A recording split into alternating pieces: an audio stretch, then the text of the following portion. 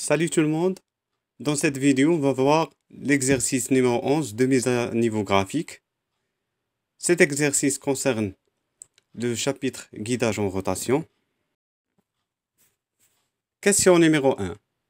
Complétez la liaison pivot du galet 20 par rapport à l'axe 19 en utilisant déroulement étanche habits 27 et 28. La transmission entre arbre moteur et récepteur est réalisée par le système polycourroie.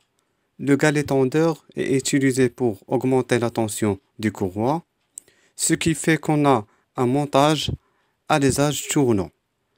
Les bagues intérieures doivent être montées avec jeu ou glissante et les bagues extérieures doivent être montées serrées.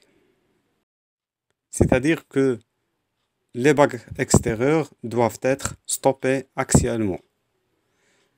Donc, pour le roulement 27, on a deux obstacles pour la bague extérieure. L'obstacle qu'on a à droite, c'est une entretoise.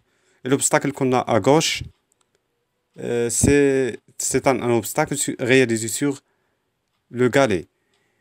Et pour la bague intérieure, on a un seul obstacle. C'est à gauche, c'est un épaulement sur l'arbre 19. Et pour le roulement 27, on a deux obstacles pour la bague extérieure. Un obstacle à gauche est créé par l'entretoise et celui d'à droite par le couvercle. Et pour la bague intérieure, on a un seul obstacle à droite, c'est un cerclips. Question numéro 2. Complétez la liaison encastrement de l'axe 19 sur le support 25 en assurant un déplacement axial de l'axe 19 et son blocage en position, ce qui permet le positionnement du galet 20 lors du montage.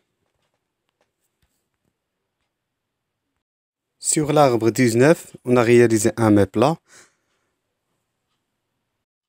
Un mets plat est une surface plane sur une pièce de section circulaire. Pour les surfaces qu'il y a sur la mise en position entre l'axe 19 et le support 25, on a une surface cylindrique et une surface plane. Le mouvement possible en translation suivant l'axe des X est supprimé par adhérence. La rotation est supprimée par obstacle.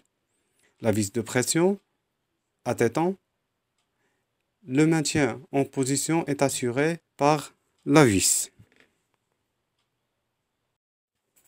Le trou qu'on a dans la pièce 25, c'est un trou taraudé et on a utilisé un écrou hexagonal pour effectuer le freinage de la vis. Donc cet écrou, on l'appelle contre-écrou parce qu'il réalise le freinage de la vis. Merci de votre attention. N'oubliez pas de vous abonner pour recevoir des nouvelles vidéos.